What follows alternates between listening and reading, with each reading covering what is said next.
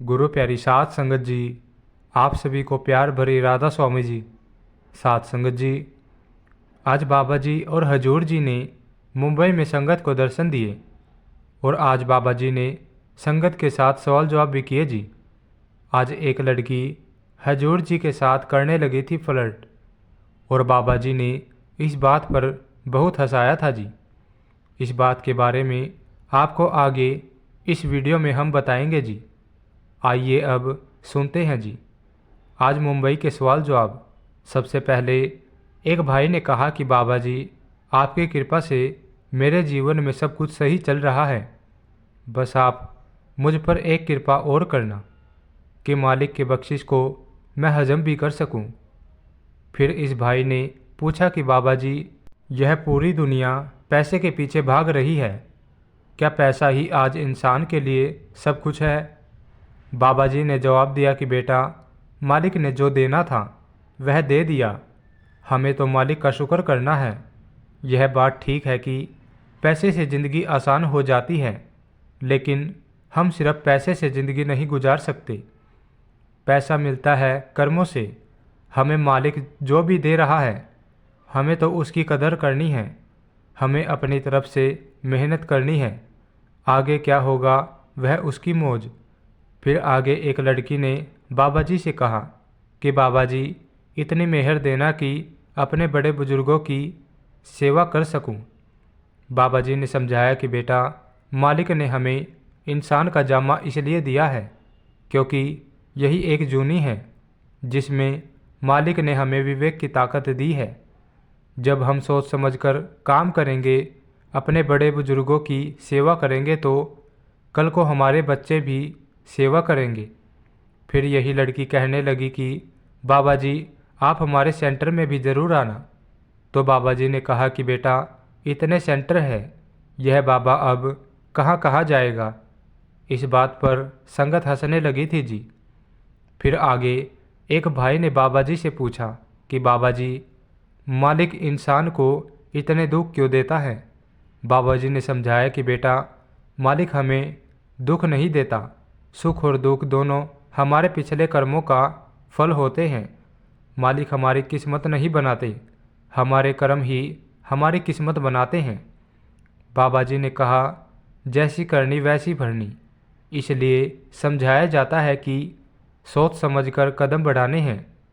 फिर एक लड़की ने सवाल किया कि बाबा जी, आप कैसे हो? तो बाबा जी ने मुस्कुराते हुए कहा कि मैं बहुत बीमार हूँ। बाबा जी के कहने का अंदाज पर संगत हंस पड़ी थी जी। फिर बाबा जी ने इस लड़की को कहा कि तेरे सामने अच्छा भला तो हूँ, फिर भी तू पूछ रही है कि आप कैसे हो? तो लड़की कहने लगी कि बाबा जी, फिर आपने क्यों कहा कि आप बीमार हो? बाबा जी ने कहा कि जब कोई एक बार कह दे कि वह ठीक है, तो फिर उससे बार बार उसका हाल भला कोई पूछेगा तो वह क्या जवाब देगा। इस बात पर संगत फिर से हंसने लगी थी जी। फिर एक भाई ने बाबा जी से सवाल किया कि बाबा जी, इस संसार में ऐसे बहुत से लोग हैं जो सुन नहीं सकते, फिर वो नामदान लेकर भजन सिमरन कैसे करेंगे? तो बाबा जी ने समझाया कि बेटा, मालिक ने जिस भी हाल में रखा है, बस मालिक का शुक्र करना है। फिर आगे एक लड़की बाबा जी से कहने लगी कि बाबा जी, मैं घर में कुत्ता पालना चाहती हूँ, तो क्या मुझे एक कुत्ते को पालना चाहिए? बाबा जी ने पूछा कि शादी हो गई है क्या तेरी? तो लड़की ने कहा, अभी नहीं बाबा जी। तो बाबा जी ने कहा कि शादी कर ले, फिर डॉग पालने की ज़रूरत नहीं है, पति को पाल लेना। इस बात पर संगत बहुत ज़्यादा हंसी थी जी।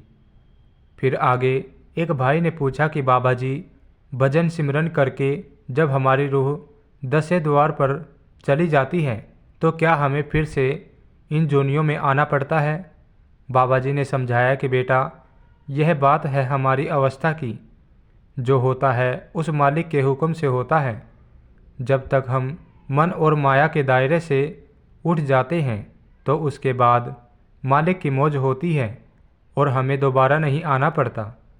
फिर आगे एक लड़की ने बाबा जी से पूछा कि बाबा जी, मैं बहुत ओवर थिंकिंग करती हूँ, तो क्या ओवर थिंकिंग करना अच्छी बात है?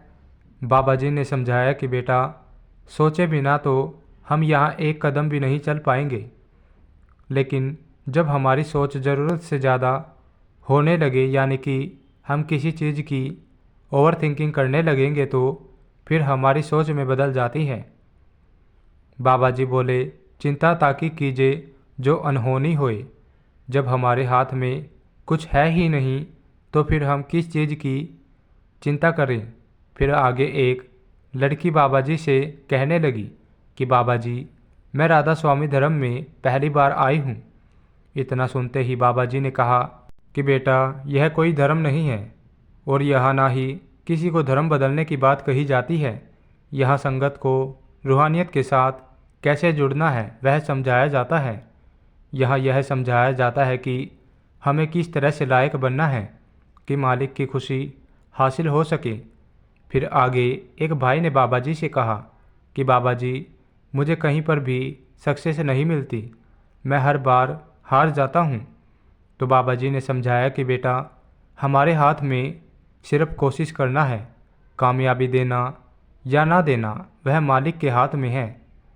हम तो बस कोशिश कर सकते हैं। अगर सक्सेस होना हमारे हाथ में होता तो यह तो तबाही मच जानी थी।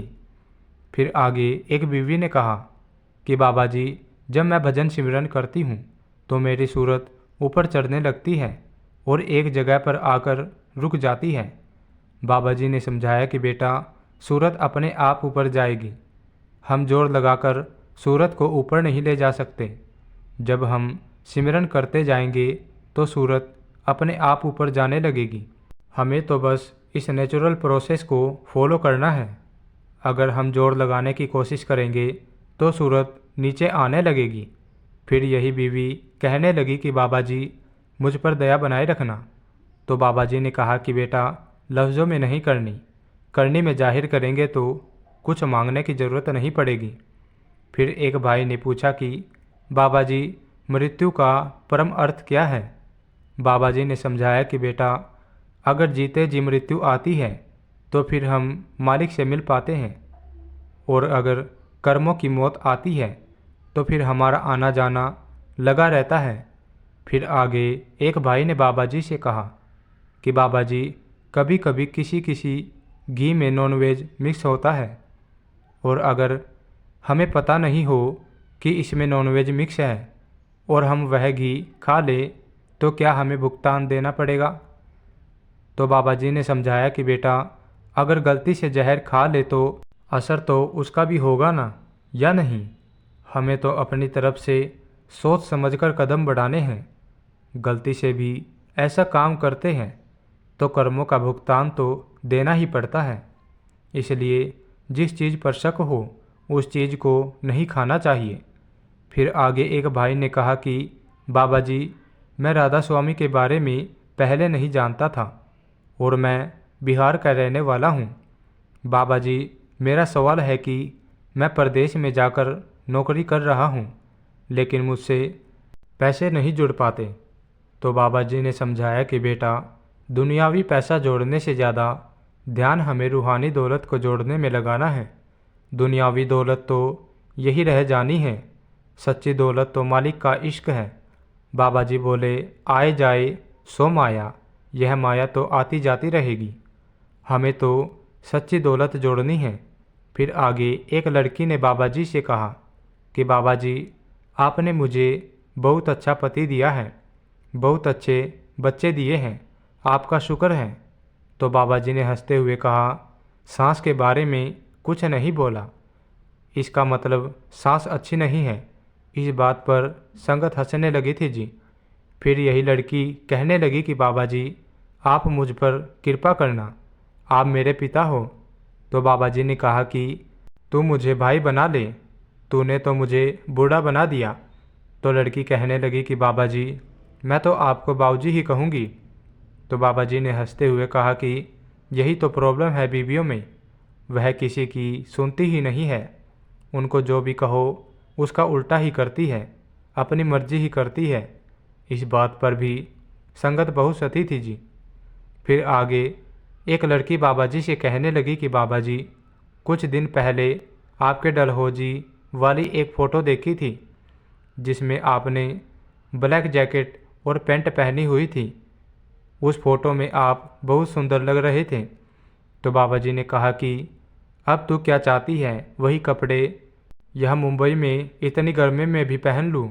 यह सुनकर संगत बहुत हंसी थी जी। फिर यही लड़की हजूर जी को कहने लगी कि हजूर जी, आपकी स्माइल बहुत अच्छी है। इतना सुनते ही बाबा जी ने हजूर जी की तरफ देखा और कहा कि आपके साथ फ्लर्ट कर रही है। इस बात पर हजूर जी और सारी संगत बहुत हंसे थे और बाबा जी ने कहा कि जिन पर तू फ्लर्ट कर रही है वो पहले से शादीशुदा है। इस बात पर संगत और भी ज़्यादा हंसी थी जी और पंडाल में एक बहुत ही अच्छा माहौल बन गया था जी। फिर एक बीवी ने पूछा कि बाबा जी, जैसा कि समझाया जाता है कि पहले हमें सिमरन करना है और उसके बाद हमें भजन पर बैठना है, लेकिन जब मैं सिमरन करती हूँ तो मेरे मन में इधर उधर के विचार चलते रहते हैं और मैं सिमरन पर ध्यान नहीं दे पाती। और इसके बाद मेरा मन मुझे कहने लगता है कि जब तूने सिमरन ही नहीं किया तो भजन पर बैठने का भी क्या फ़ायदा, और इसलिए मैं भजन पर नहीं बैठ पाती। तो बाबा जी ने समझाया कि बेटा, भजन सिमरन इसलिए दिया गया है कि हम मन पर काबू पा सकें, लेकिन हमने मन को उल्टा काबू तो क्या करना, उल्टा हम मन के कहने पर चल पड़ते हैं। हजूर जी कहा करते थे कि मन लगे या ना लगे, भजन सिमरन पर बैठना जरूर है। मन का तो काम ही होता है अभ्यासी को किसी भी तरह ना बैठने दे, और हम मन के पीछे लग के बैठना छोड़ देते हैं। फिर आगे एक भाई ने पूछा कि बाबा जी, सत्संग में समझाया जाता है कि हमारी इच्छाएं कुएं के बराबर होती हैं। जैसे कुआं कभी नहीं भरता, वैसे ही हमारी इच्छाएं भी कभी नहीं भर पाती। मेरा सवाल है कि बिना इच्छा के हम जीवन कैसे जी सकते हैं? जब तक हम शरीर के दायरे में हैं तब तक तो इच्छाएं होती ही रहेंगी। बाबा जी ने समझाया कि बेटा, आपकी बात ठीक है। क्यों हम हर रोज़ हर पल इच्छा करते हैं। हमें खाना खाने की इच्छा होती है, नहाने की इच्छा होती है, और भी बहुत सारी इच्छाएं हम हर रोज़ करते हैं। यहाँ तक कि परमात्मा को पाना भी एक इच्छा ही है, और इच्छाओं के बिना हम आगे भी नहीं बढ़ पाएंगे। लेकिन हमें अपनी इच्छाओं को एक सही नींव देनी है। जब हम अपनी इच्छाओं को सही दिशा देने लगेंगे तो एक समय ऐसा आएगा जब हम उस अवस्था तक पहुंच जाएंगे जहां हम हर काम निष्काम होकर करेंगे, मतलब बिना किसी इच्छा को मन में रखकर काम करने लगेंगे। फिर आगे एक भाई ने बाबा जी से पूछा कि बाबा जी, मुझे मुश्किलों और कर्मों का सामना करने की ताकत कैसे मिलेगी? तो बाबा जी ने कहा कि बेटा, जब हम खुद को शब्द से जोड़ेंगे तो अपने आप हमारे अंदर ताकत आ जाती है। शब्द ही वह क्रिएटिव पावर है जिसने इस सृष्टि की रचना की है। जब हम खुद को क्रिएटिव पावर के साथ जोड़ लेंगे तो अपने आप ही हमारे अंदर मुश्किलों का सामना करने की ताकत आ जाएगी। इंसान में इतनी ताकत नहीं है कि वो अपने आप किसी चीज़ का सामना कर सके, लेकिन जब इंसान को उस क्रिएटिव पावर की सपोर्ट मिलने लगती है तो फिर इंसान के अंदर हर तरह की मुसीबत को फेस करने की ताकत आ जाती है। साथ संगत जी, यह सवाल जवाब आज बाबा जी ने संगत के साथ मुंबई में किए थे जी। अब जाते जाते आपसे बाबा जी की एक ऐसी बात शेयर कर रहा हूँ जो आपने शायद पहले नहीं सुनी होगी जी। यह तो सब जानते ही है कि हजूर महाराज जी ने चोला छोड़ने से पहले बाबा जी को वारिस बनाया था, और हजूर महाराज जी के समय में शेख साहब सावन सिंह जी हुआ करते थे, और गद्दी पर बैठने से पहले बाबा जी सेवा सिंह जी को अंकल जी कहकर पुकारते थे जी। और जब 10 जून को बाबा जी गद्दी पर बैठ गए तो एक दिन बाबा जी ने सेवा सिंह जी को कहा कि सेवा सिंह जी, आप कल सुबह कोठी आ जाना, हमें कल चंडीगढ़ जाना है। तो बाबा जी के मुंह से अपना नाम सुनकर सेवा सिंह जी को बुरा लग गया, क्योंकि गद्दी पर बैठने से पहले बाबा जी उन्हें अंकल जी कहते थे और गद्दी पर बैठने के बाद बाबा जी ने उन्हें नाम से पुकारना शुरू कर दिया। अगले दिन सुबह सुबह सेवा सिंह जी कोठी में पहुँचे और सेवा सिंह जी यह तो सोच ही रहे थे कि बाबा जी ने उन्हें नाम से बुलाया और साथ साथ यह भी सोच रहे थे कि इतनी छोटी उम्र में बाबा जी इतना सब कुछ कैसे संभाल पाएंगे। उनकी तो उम्र अभी 37 से 38 साल की है। फिर कुछ देर के बाद बाबा जी और सेवा सिंह जी कार में बैठकर चंडीगढ़ के लिए निकल पड़े और बीच रास्ते में बाबा जी ने 2-3 बार बाबा जी ने सेवा सिंह जी से पूछा कि सेवा सिंह जी, आप क्या सोच रहे हो, आपके दिमाग में क्या चल रहा है। लेकिन सेवा सिंह जी ने बात को टाल दिया और कह दिया कि कुछ नहीं। जब चंडीगढ़ में काम निपटाने के बाद बाबा जी और सेवा सिंह जी कार में बैठे तो बाबा जी ने सेवा सिंह जी के कंधे पर अपनी बाजू रखते हुए कहा कि सेवा सिंह जी, संतों की कोई उम्र नहीं होती। इतना सुनने की देर थी कि सेवा सिंह जी को अपनी गलती का एहसास हो गया और वह कहने लगे कि हे मेरे सतगुरु, आपके बारे में ऐसी सोच रखने से पहले मैं मर क्यों नहीं गया। साथ संगत जी, इसलिए कहा गया है कि संतों से कुछ नहीं छुपता। संतों को अपनी संगत और सेवादारों की पल पल की खबर होती है। हम क्या सोच रहे हैं वह भी बाबा जी को पता होता है। इस बात को बताने का हमारा उद्देश्य सिर्फ इतना है कि बहुत सारे लोग बाबा जी को आम इंसान समझते हैं। गुरु दिखने में तो आम इंसान जैसे ही लगते हैं, लेकिन गुरु कोई शरीर नहीं है। गुरु मालिक का रूप होते हैं और शरीर के दायरे में हमारे दरमियान आते हैं, जिससे कि गुरु हमें सही रास्ता दिखा सके।